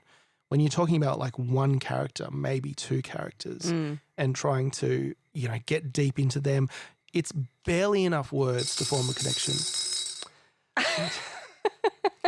Was it Sam or was it Frodo that did it for you? A little from column A, a little from column B. Or was it the dragon? Yeah, like it's barely enough words to form an emotional connection. And that's why we say, like, a lot of the times we prefer real world writing. If you're like, we're in a cafe, we're in a bar, we're in a bedroom, a setting that you understand straight away allows you to focus on the character, you know, and the use conflict as well. and the conflict, and use all of your words towards that end. If you are spending words setting up like the world that you're in, and out of 500 words, you spend 250 words saying, well, we're in a world that's post-apocalyptic and they've outlawed X, Y, and Z. That's a lot of words you spend on an interesting concept that is really going to struggle to deliver a character and a conflict and emotional resonance in 500 words. I guess the problem for me is that I don't want to discourage people from writing this stuff. Like, this is clearly a deep passion for people. And I don't want to have to say, like, I know for myself, flash fiction is such respite for me. It's like I get to achieve something in a short word count that I love, that I feel passionate about. And there are comps out there where people are being challenged to write these genre fictions in this word count. So it's not that it can't be done. So I guess I want to think about, well, what would we say to someone who loves this, who wants to write sci-fi, for example, who's only got 500 words to write it? Like, how do they achieve that still? Yeah, and I would say just to focus on those things that are important to flash fiction. I mean, it's so hard to encapsulate like all the possible things that make a story good in just a single like direction. But I would say focus on the important parts of storytelling. Again, like whether you're writing 40,000 words or 100,000 words or 500 words, you want the reader to have an emotional connection. In 500 words, the best way of doing that is through character. And it's not impossible, but it's much harder to do through like having a really great concept. So if we think about fantasy, for example, and like Lord of the Rings and all that sort of stuff. So again, we've got some tropey characters in there. So we've got the wizard, the wise old wizard kind of character. Well, what if we want that character? Like, how do we make that not feel cliche in 500 words? Because I think that's part of the challenge is that you've got expectations in the genre and then you want to deliver that because that's what readers come to it for. They love the wizard. They love that wise old character who, you know, provides the insight. And that's part of what makes it enjoyable. But it's also difficult to differentiate that character in 500 words. And I can think of like 5 white-bearded wizards just off the top of my head, right? But they have slightly different characters and in their individual stories. But like, how do you have a white-bearded wizard in your piece of flash fiction without it feeling completely like it's all been done before? Yeah. I mean, I think my instinct says like you can develop that character just as you could any other character, but it has to be your focus, right? And you can't just say that's a wizard and leave it at that, right? Which is, I think, the problem is that that's what we sort of see. Yeah. There's a wizard or there's a knight and we're expected to just fill in the blanks and it's like that's not enough. It's too generic. Yeah. And like I think I've said it before about characters, like you start with the generic and then you add something to it to make it unique, like, and you have to. And you might start with like man or man who's an accountant, whatever, something that's understandable, and then you add some detail about the character onto that. You can do the same with a knight. Just don't stop at he's a knight. He's a knight. What about him? What is he like? What's he into? What does he want to get out of life kind of thing? Same with a wizard. So I don't really think it matters which character you choose, but I think a lot of the time when you're working within a genre, there's a tendency to stop at the trope and not develop that any further and then to like shift over to the action. Yeah, I think there's like an assumption that the reader will just enjoy that like on face value. And I think in a flash fiction situation, we're not given enough to connect with that. And it's like, well, okay, I might like wizards, but why is this wizard special and why does that matter to this particular narrative? Yeah, I understand why people do that. It's because you watch a movie like Lord of the Rings or you read a fantasy book or sci-fi or whatever and you love those characters and you are interested and invested when they have a battle or when some conflict happens. But you have to understand that that's not because they're a wizard. Yeah. It's because you have connected with that character already and that the work has been done for you to connect with that character. And you can't assume that that's happened in 500 words. Is that maybe one of the challenges of this is that there's a lot of emulation And a lot of like, I'm writing this because this is what soothes me and the fiction that I enjoy, so I'm kind of replicating it. Whereas in Flash, and we've talked about before the element of surprise or whatever, but what we mean is something fresh, something different. And if you're just kind of like repackaging Lord of the Rings or repackaging another piece of fiction that you've enjoyed, then you're not adding value to it in a way that's going to be satisfying to a judge of a flash fiction competition. It may be satisfying to you, in which case, by all means, write it. But I guess if you're curious as to why you're not succeeding in like making a long list or whatever for in this comp, then maybe that's the issue. And it may not even be like that you're repackaging it. It may be that you have this view, this idea of the character in your head, and it's also come from a bigger world that you've built. And actually we've had that feedback on brief explanations over the years in stories that we've received, being, hey, I've got this bigger story and I'm writing kind of a smaller scene. And so you know exactly who the characters are and you've got this backstory, but unless you're putting that onto the page, all we see are like archetypes. Yeah, I mean, is that the bad news for people who are potentially entering this kind of fiction? Is that unfortunately you've got a novel idea, not a flash fiction idea. Yeah, and you're going to have to write the whole fucking thing. I don't think that's necessarily true. I think what this is a challenge. Like you can't just rely on the elements of the genre that you're in. You know, you've got to give something. You've got to add your own special. And you've got to make sure it's on the page and that it fits within the word constraints. It's a lot. We've said this in the past. Like, it's not that we have a huge bias towards realism necessarily. It's just that, you know, it's much easier to say I'm in a cafe than to say I'm in a futuristic post-apocalyptic world where the government has outlawed candles, whatever. It's a lot easier to set up. So you've got your work cut out for you if you're going sci-fi or fantasy, particularly out of other genres. I mean, romance has other issues. Probably. Yeah, so just jumping into romance a little bit, I was thinking about that and like, what is the challenge? And look, we've just come off the back of the January comp where, in fact, 2 at least romances made the shortlist, right? So clearly romance can be successful in a flash fiction format. But I guess I was trying to think about, all right, well, what makes romance a challenging genre to pull off in flash fiction? And I think that it's tension, right? Like in romance, tension is a huge part of it. You often spend like vast majority, 90% of a book, a novel, of this back and forth and this misunderstanding and these kind of missed opportunities, and someone says something and it gets overheard, and all of this tension building that you cannot establish in 500 words. You can establish tension, and I hope you do. Yeah. And in fact, if I think about how Love in the Time of Flatulence, like that was successful in establishing tension in a short word count.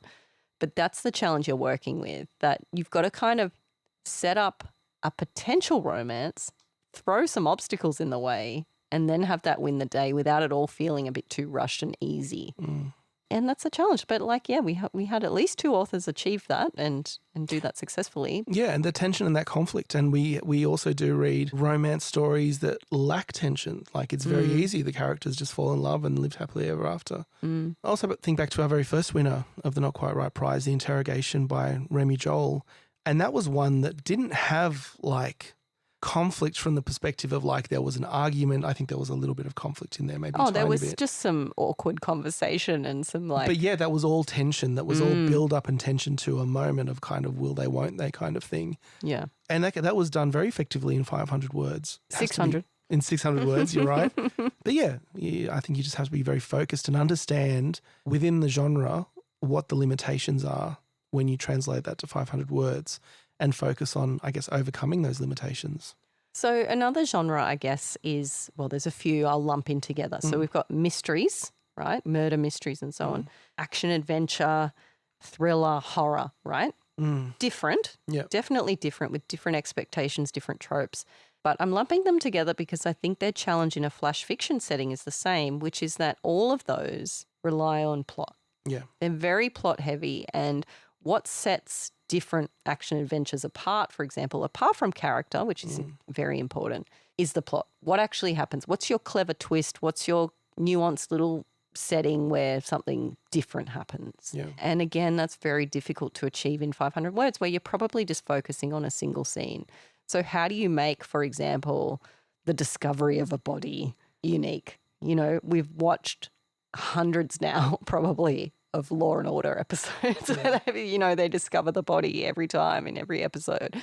And how do you achieve that? And then like without the benefit of the rest of the episode to kind of flesh that out and bring in like the detective character and what's going on at home for them and all this stuff that is what makes those sort of stories rich. And similarly in like a horror, we can just throw some blood and guts in there, but without context, like without building that tension again. That's another like, one. It's all about tension. Yeah, like how do we succeed in having the emotional impact we're trying to achieve? So certainly, again, you can write horror, you can write action adventure. There are competitions that force you to do just that. I've entered them, but like I've also struggled with it. Yeah, because you can't write a whole movie in 500 words, 250 words sometimes. Yeah. So what would you say to, again, someone who is wanting to bring in that side of themselves into the story? Yeah, I would say, like, I would encourage you to do so firstly. And our last anti-prompt was write what you know, or break the rule, write what you know. And what that highlighted to us, as we talked about in the long list episode, was the importance of that rule and writing what you're comfortable with and what gels with you, basically. What lights you up. Yeah, what lights you up. And you can definitely do that. And I think any genre has a place in flash fiction, especially if that's what works with you. But you have to be aware of the limitations of flash fiction and what it forces you to do, because it is challenging to write in so few words. And, plot, I think, is far less important than character. Yeah. As an example, not that character is not important as well in adventure stories. Character is very important, but it's not really what drives the story in the same way as it is with flash fiction. I think whatever approach you take or whatever genre you write in, it's those flash fiction fundamentals that you still need to focus on. How do you build that character? How do you make every element of your story build on that? It's, the importance of your opening, the importance of your closing, and above all, having that emotional connection with the story. I'm just thinking that maybe the challenge all of these types of genre stories share is that what makes genre fiction great is the tropes, is our expectations being met and just us thriving in an environment that we're really comfortable in. And what Flash challenges you to do is actually offer something unique and special, which is not what you're needing to do when you're writing a mystery novel. When you write a mystery novel, you probably want a unique twist or a unique plot structure or setting, and that's enough. And you can still tick every other expected box and people will be happy. In flash fiction, I think you need to think a little bit more deeply about, okay, this is probably just going to be one scene, and maybe, hey, I'm going to rely on the tropes to help me tell that scene because it's something familiar. For example, the discovery of a body. I'm going to let that all be tropey so that I don't need as many words for people to drop into that scene. But then I have to deliver something special. And that's not a twist. That's not throwing the reader for a loop, but it's something fresh and new that they haven't seen before. And I'm not sure what that looks like in a piece of flash, but that's the challenge, I guess. Yeah. And same for sci-fi, same for fantasy.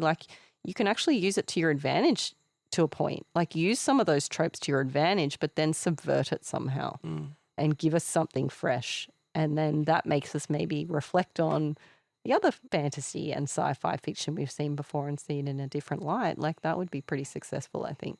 And same goes for other genres too, like Westerns. Yeah. It's probably my dad's influence. I love a Western. And they're so dumb. And they're all the same. And you got to shoot someone off a roof. And if you don't shoot someone off a roof, I'm going to be disappointed, right? But also at the same time, when someone gets shot off a roof, I'm going to roll my eyes because it's really dumb. It's like a dad joke, right? Yeah. I love it, but it's stupid. Yeah. And those two things can coexist, and that's what's great about it. So again, same thing. If you're in a Western, great, shoot the guy off the roof. That's what I want to see. But there's got to be something more to it.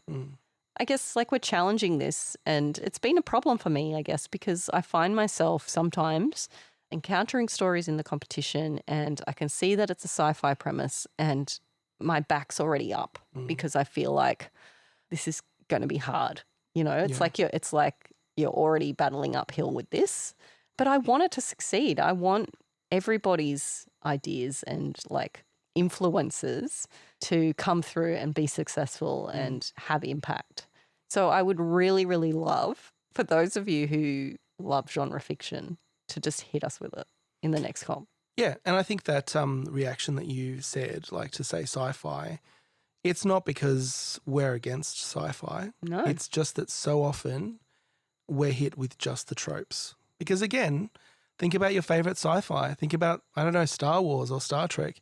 And it's not the fact that there's a battle. If you just took a battle scene out of context and you didn't know who the characters were, you wouldn't get anything out of it. It's only because you've met the characters and you've seen them interact and you know what they want and you know the stakes. Yeah. That's what makes it important. That's what makes it emotionally resonant for you. So you've got to be able to give us some of that in the 500 words that you have. And I'm not sure you can depict a whole battle in 500 words successfully without any other words that set it up. Like, because you've got to have setup too. Yeah. So maybe it's about like really zooming really, really far in. Like typically we say for a piece of flash fiction, zoom in on one scene. Like maybe in a world where you need to do some world building, you need to zoom in even closer to like a moment within that scene so that you can set it up and just have that moment exist. But like there's nothing about those genres that excludes, I guess what I'm thinking is thinking back to the winners and the shortlisters of the last 4 or 5 rounds, you know, some of those I could imagine taking place, you know, the characters are knights, for example, or it happens in space. Like there's nothing limiting about those scenarios and about those locations. It's more just, have you done enough to develop those characters and make the story itself compelling and have the reader connect to it?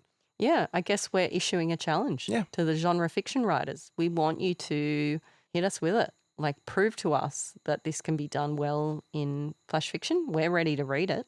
Show us the answer. We're just speculating here. We're not exactly sure how to do it successfully. I want some examples. I want to be able to point to them and say, look, this is how you do it. So you've pretty much like roasted my recommendation. Look, I'm sorry. No, you're not. Not really. No, I'm sorry. I wish I loved it, but I didn't. Look, I'm used to it, obviously, because I've been recommending you a lot of shit and on the expectation that one day you're going to like something. Hasn't really happened. I'm just trying to think if you've... I don't know. I feel like I have. You've come close, maybe on 1 or 2 things, but like nothing's that you've gone like, wow, that was great. You've just been like, okay, I guess. I mean, I don't know if you've met me, but I am a bitch. So there's that to factor in. That's true. Yeah. All right. So, well, now it's my turn to give you shit. What's your recommendation? Good luck with that because I have a really solid recommendation this time. Look, I gave it some thought and, that's good. You know, which is the bare minimum. That's a nice change. But I just thought, look, let's do something productive for once. And so I'll get it out. Hang on. Come on, whip it out. Here it is. Oh, okay. And I haven't read this. It's Save the Cat, the last book on screenwriting that you'll ever need by Blake Snyder. Yeah. So, like, this is famous in writing circles. It is, in fact, a screenwriting manual, but hyper relevant for writing any type of fiction, really. Oh, God, why do you always have to sniff it? It's so offensive. That's what she said. All right. Now, here's an optional bonus for you. Okay, so I've also got Save the Cat Writes a Novel. Now, you probably will notice my own highlights or dog-eared pages in there, post-its. I don't know how badly I've treated these books, but I've actually found them incredibly helpful from a plotting perspective. Save the Cat Writes a Novel is completely optional. That was written based on Save the Cat, just to kind of, I guess, simplify it from like a novel plotting point of view. But Save the Cat is my main rec for you. But what I will insist on, and this is a rec for me too because I haven't actually seen it, but I insist that we both watch Blank Check, which is the script that Blake Snyder basically hung his hat on as being like the expert in screenwriting. Now, I can relate to Blake Snyder a little bit, and he has passed away, but in this idea of like, I'm actually I don't know, it's going to sound up myself. I'm better at critiquing other people's work than I am at actually writing. And I think he's probably better at that too, right? But I don't know, because I don't remember if I did see Blank Check. I might have watched it as like a 9-year-old or something. So Blank Check, I'm just looking this up while you're talking, is a 1994 movie. Sounds right. PG. Yep. So it's a kids movie. Disney movie. Yeah, yeah. Okay. And look, it's in my head, it's like a Richie Rich situation. This kid gets a blank check and he, can do whatever he wants with it. Now, I may have seen it at that age, but I want to watch it again because Blake Snyder is heralded as this expert in screenwriting and in a way that filters through to fiction writing in novel terms and so on. And I want to maybe critique his story a little bit too. Does it stand up to that critique? Is he as good as he thinks he is? But also, they say if you can't do, teach, and maybe that was his strength. And I think I have found Save the Cat, the book, which is, if it's not already evident, a non-fiction book about how to write screenplays in particular, incredibly helpful and incredibly insightful, whether you follow it to the T or whether you just take ideas from it. Yeah, so you've mentioned this. I've read quite a lot of books about writing, but I haven't read this one. You've mentioned it several times. So this seems to be more, I guess, technical, plot-based. Yeah, it's very much like a playbook, right? And so that suits a certain personality, including mine. Doesn't suit everyone, but I think there'll still be stuff in it that you find insightful and useful, for sure. Well, the top review on IMDb for Blank Check is titled Far-Fetched but Acceptable. So that bodes well. That's something maybe to watch with the kids. Yeah. Family movie night. All right, so Save the Cat by Blake Snyder and Blank Check is your recommendation. So And for extra credit, Save the Cat writes a novel. Prepare to be edified. Okay.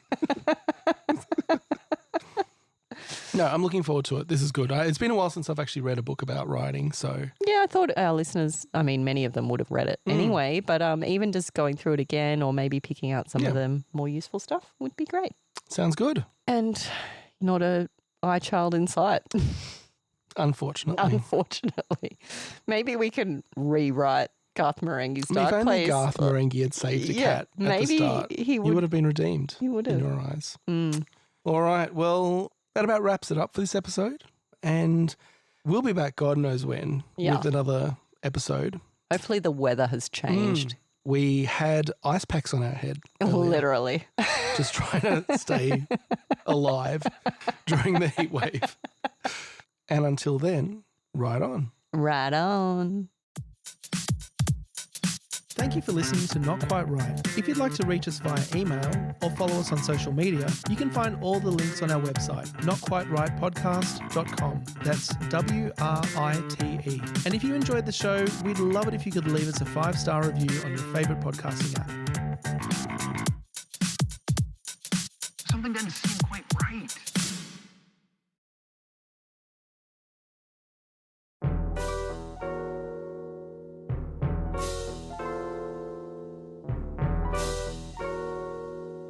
Me.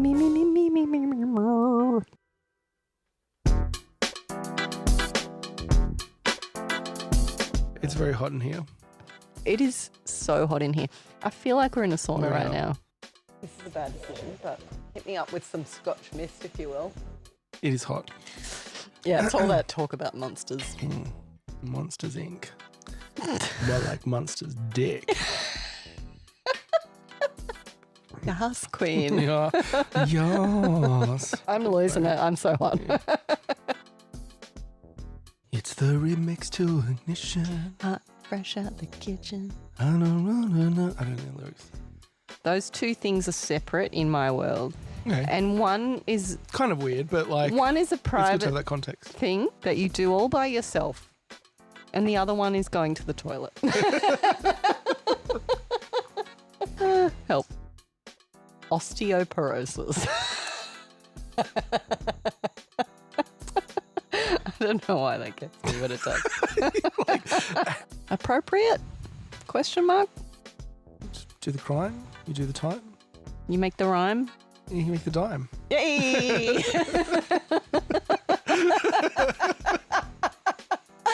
That was so deeply satisfying.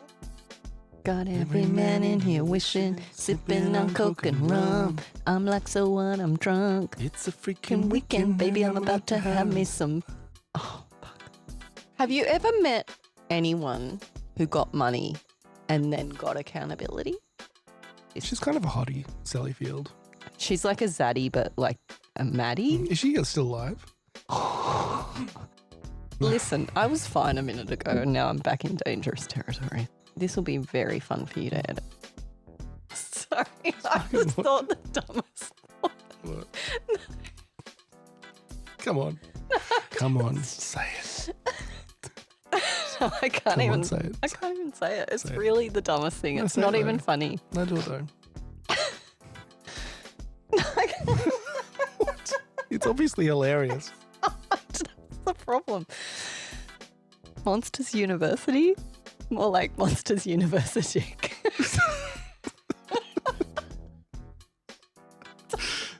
I told you. Oh my god.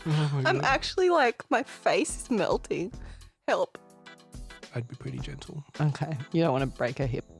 I do, but in a good way.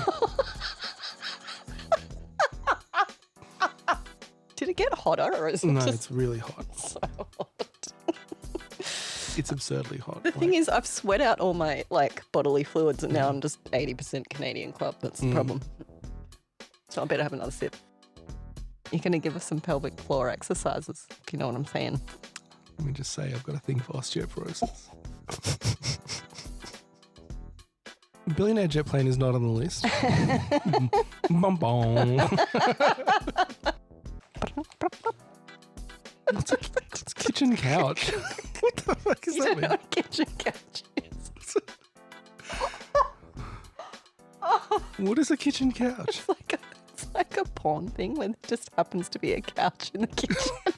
It's like, that's not realistic. It's very Deus Ex Machina or whatever. I am like sweating balls. I don't even have balls, but I feel like I've developed balls just to sweat. It's way too hot. Yeah, Let's put it that way. it's hot in her, you might say. Do I need to slap you around? Make you see sense?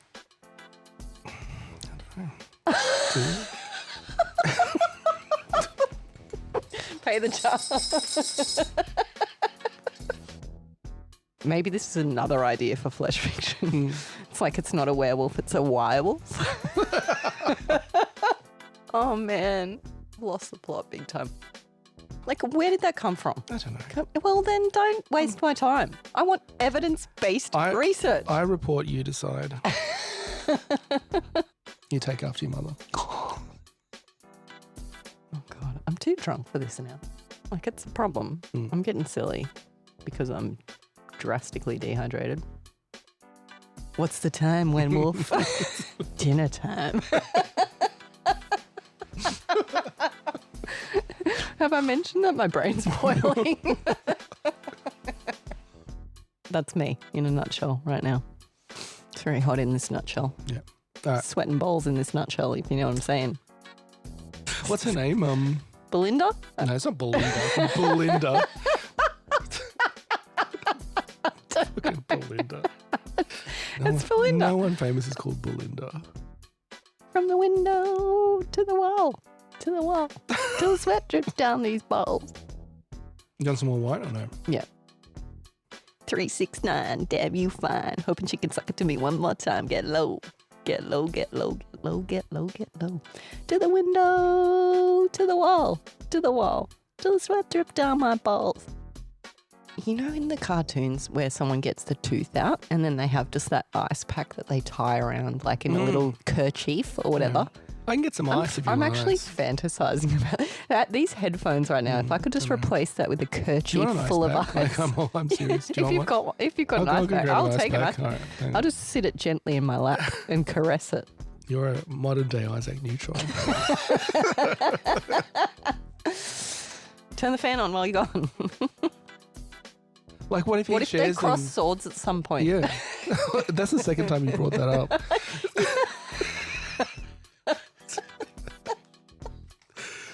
Methinks.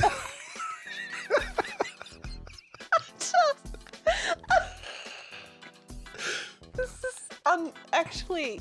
Do you okay? Are you okay? Do you want to like? Okay, it's not going to help because like Cool every down a time bit we and then- stop, yeah. it just makes it worse. All right, let's keep Oh, going. I've just See got what to get happens. sensible.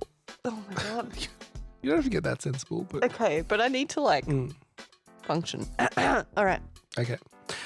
So Garth Marenghi's done.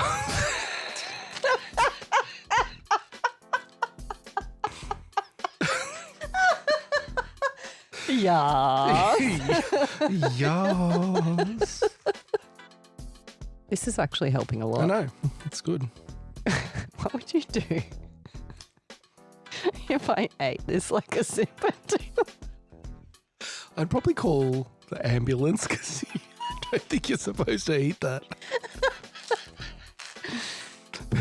But then She went crazy. But then you'd be so tempted to do it yourself. You'd just be like, you know what? You never know. It's probably good. You die happy. That's actually pretty good on my head. That's what I'm saying. Take a photo of yourself. No, I Take a took selfie. one of you. Of me? Yeah. I'm taking photos of me. Because Where are you putting these photos? I'm actually in a dark place right now. You're not okay. I'm not okay. I'm actually really drunk. Are you really? But I must be. Because what else is the explanation for this behaviour? It's beyond. Did you top me up and I didn't know? Because I haven't even finished that. So I had one of them. I had definitely had one of them. Well, two of them. So that's two now, is it? Yeah. That? Yeah. Okay. Because you said, hit me again. And I was Did like, hit me again? Yeah. I said, do you Okay. want some? And you're like, yeah. But still, it's been... You were like, yeah. I was like, yeah. It's been 2.5 hours. So that's not... Yeah, The level I'm at Yeah. is like a lot more than that. Is what I'm trying to those say. glasses were both up to about here. Yeah. It's a bottle. Oh, Bottle's we've gone. done. Oh We've my gone god. through the Okay, bottle. well that explains it. All right, but nevertheless, Yeah. Nevertheless, a bottle and 2 cans. it's not 2. It's 1.5. That's what I'm saying. That makes all the difference. Half a can.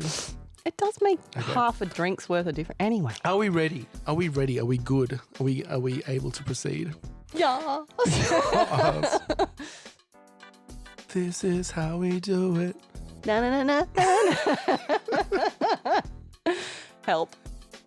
This is Pierre signing off with a croissant. With a, you say. The Eiffel Tower bows to your beauty, mon chéri. I must empty my sack every hour on the hour. Otherwise, they become, how you say, sacre bleu.